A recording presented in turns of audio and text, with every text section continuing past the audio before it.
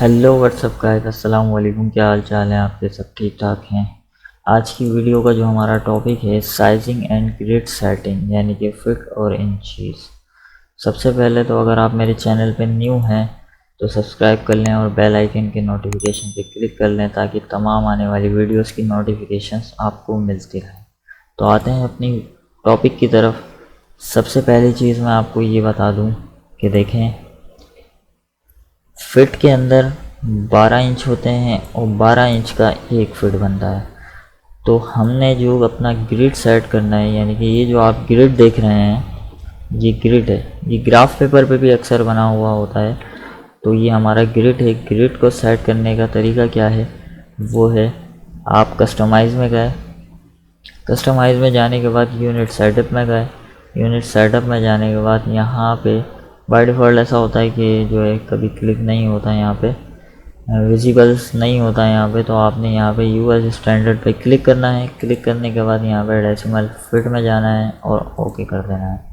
और यहाँ पे जो एक ऑप्शन आएगा, ये परसेंट का ऑप्शन जो है आइकन बना हुआ है परसेंट का, परसेंट स्नैप टू वेल, इस पर आपने करना है राइट क्लिक। राइट क्लिक करने के बाद grid and snap settings popup on हो जाएगा। फिर उसके बाद आपने जाना है होम ग्रिड के अंदर। होम ग्रिड के अंदर ये ग्रिड स्पेसिंग, यानी कि जो इस ग्रिड की स्पेसिंग है ये आपको 1 फीट के ऊपर सेट करनी है। तो आप यहाँ पे क्लिक, यहाँ पे जो है वैल्यू डालेंगे 1 फीट। उसके बाद यहाँ पे ऑल व्यू पोर्ट्स पर टिक लगा के इसको कट कर देंगे। ऑल व्यू पोर्ट्स पर टिक लगा के कट करने का मतलब क्या है? ये जो आप 4 व्यूज़ देख रहे हैं, फ्रंट, टॉप, लेफ़्ट और ये पर्सपेक्टिव, यानी कि इसका मतलब है जो तमाम सेटिंग्स है जो आपने सेटिंग की है ग्रिड की, वो इन तमाम व्यूज़ के अंदर एडजस्ट हो चुकी है। तो अब आप देखें, मैं आपको दिखाता हूँ। 1 फीट का हमने बॉक्स क्रिएट करना है। तो हम 1 फीट का बॉक्स किस तरीके से क्रिएट करेंगे? हम इस ग्रिड के ऊपर एज टू एज ग्रिड के ऊपर बॉक्स बनाएंगे, जिस तरीके से मैंने आपको पहली वीडियो में बताया था कि बॉक्स क्रिएट किस तरीके से करना है।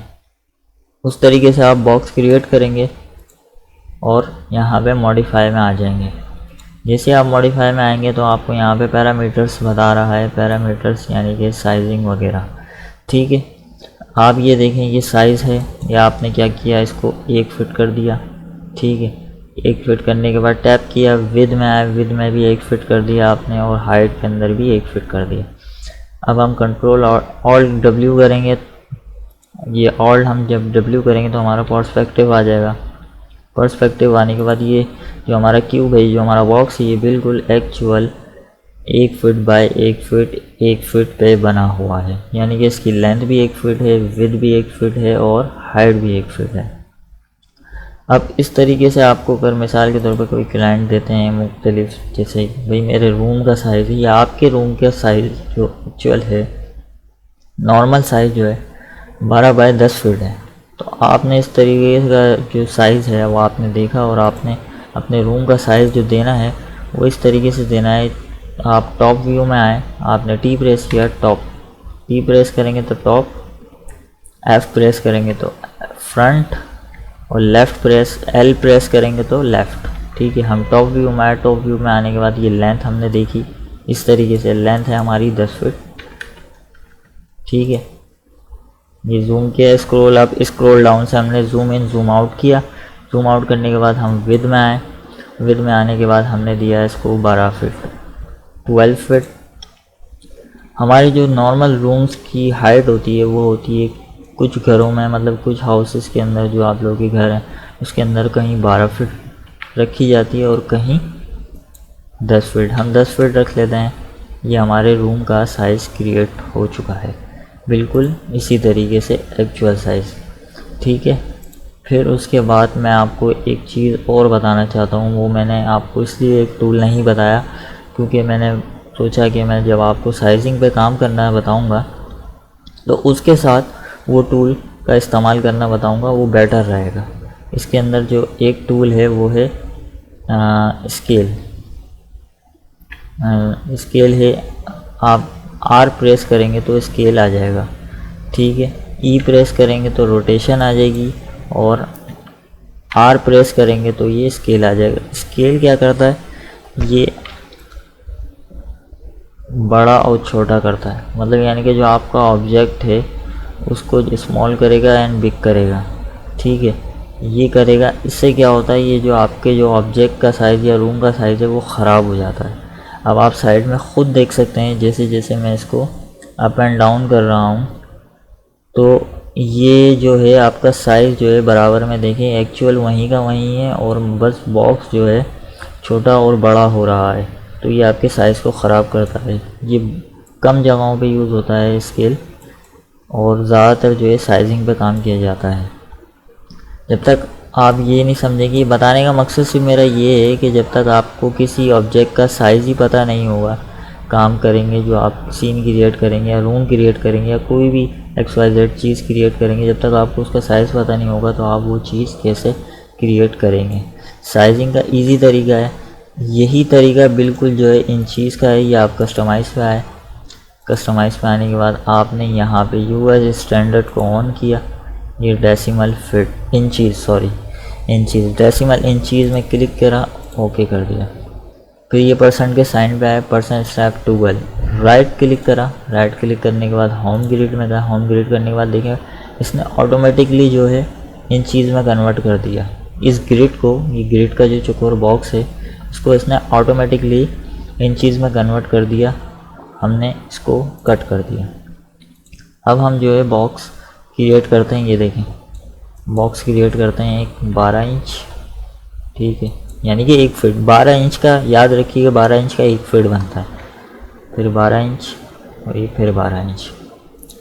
अब आप टॉप व्यू में जाके देखें, यानी कि ये 1 फीट का एक बॉक्स बन गया है, ठीक है।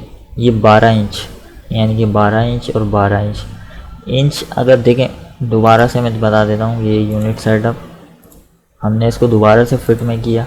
अगर हमने मिसाल के तौर पे हमारा जो ग्रिड सेट है वो फिट के अंदर है और हमें इंचीज़ की वैल्यू डालनी है, तो हम क्या करेंगे, यहाँ लेंथ में आएंगे, लेंथ में आने के बाद 0.3, ठीक है, 0. जैसे 3 करेंगे यानी कि ये 3 इंच का हो गया। ये बॉक्स का जो साइज़ है ये 3 इंच का हो गया, इसकी लेंथ जो है 3 इंच की हो गई। फिर हम विद में आए, विद में आने के बाद 0.3 इंटर, फिर उसके बाद 0.3 इंटर, तो ये क्या हो गया, ये एक 3 इंच बाय 3 इंच का एक बॉक्स क्रिएट हो गया।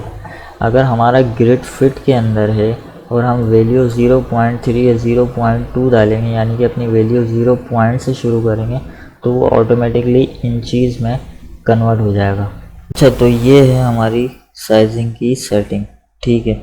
मिसाल के तौर पे अब हम एक स्टूल क्रिएट कर लेते हैं, ध्यान से देखिएगा। अब ये जो आपका जो साइज़ है, लेंथ जो है ये 3 इंच बाय 3 इंच पे है, तो हम नॉर्मल एक मिसाल के तौर पे एक साइज़ ले लेते हैं कि हमारा जो लेंथ है वो 1 फीट हो जाए, ठीक है।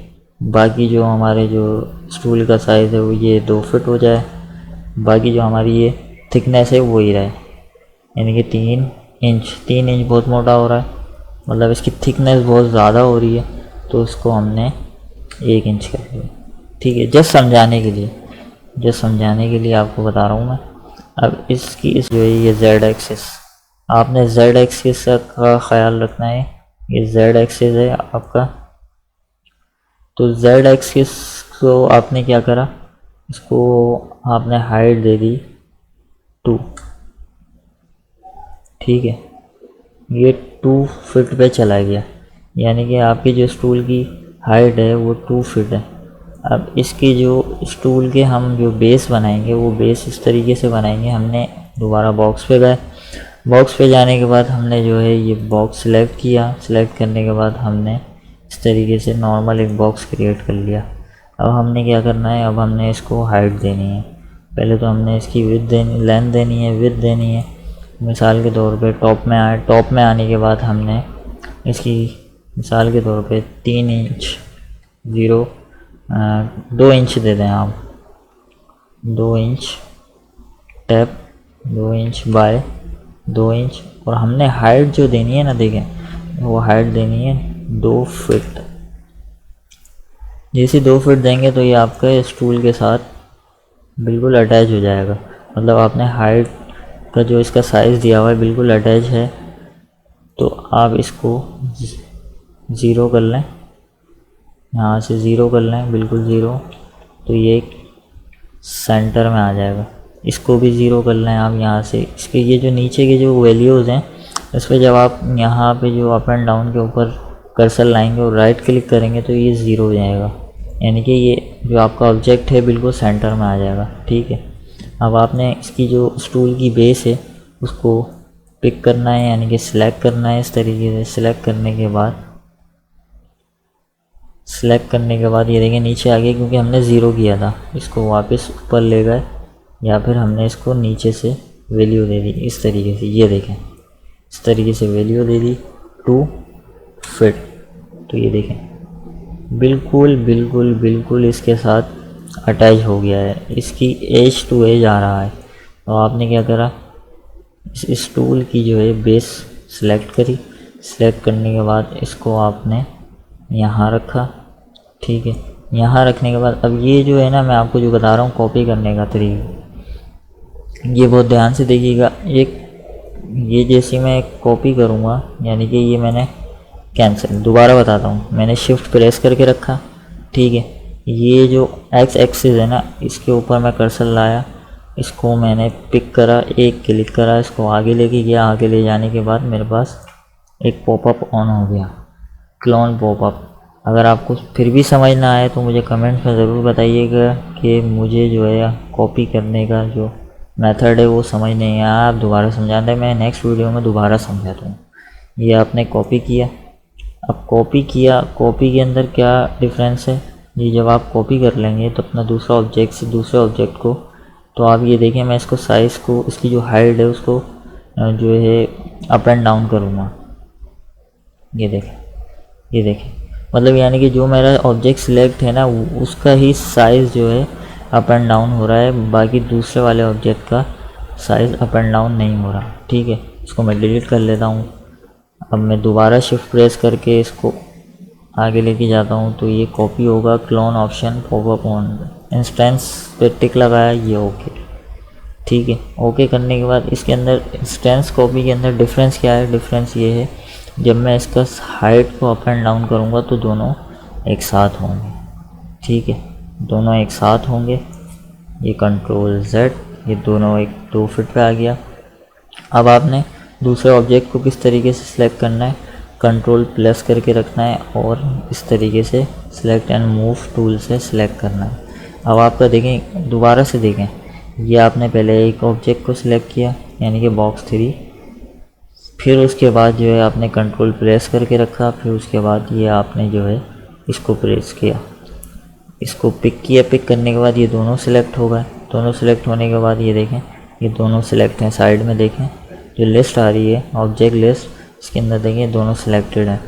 फिर आपने जो है बाकी आगे की जो 2 बेस हैं स्टूल की वो क्रिएट करनी है, तो आपने शिफ्ट प्रेस करके रखा।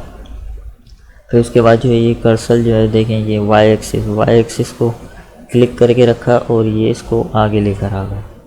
जब ये आप आगे लेकर आएंगे तो ये स्ट्रेंथ कॉपी कर लें, क्योंकि हमें जो चारों बेस हैं वो सेम चाहिए, इसका साइज़ भी सेम चाहिए।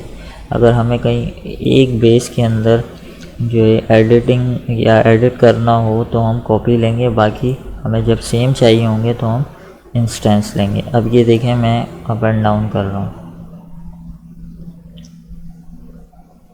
ये देखें। अब आप ये देखें ये इंस्टेंस है, रेफरेंस है, उसके अंदर जो ऑप्शन आता है रेफरेंस, ये देखें मैं दिखा देता हूँ आपको। रेफरेंस जो ये रेफरेंस ऑप्शन है ये भी बिल्कुल सेम इंस्टेंस की तरह है, तो ये इसका बताने का कोई फ़ायदा नहीं है, बिल्कुल सेम है।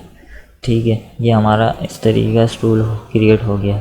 इंशाल्लाह नेक्स्ट वीडियो में हम एक चेयर बनाएंगे, एक कैबिनेट बनाएंगे और एक दो और टूल जो मॉडिफायर्स हैं, ये देखें, ये आप देखें मॉडिफायर्स हैं, ये आपके मॉडिफायर लिस्ट, ये मॉडिफायर्स में से हम एक मॉडिफायर सीखेंगे इंशाल्लाह। अगर आपको कुछ भी समझ ना आया आप कमेंट करके बताएं, मैं फिर से बता दूंगा। मिलते हैं इंशाल्लाह नेक्स्ट वीडियो में, अपना ख्याल रखें, अल्लाह हाफ़िज़।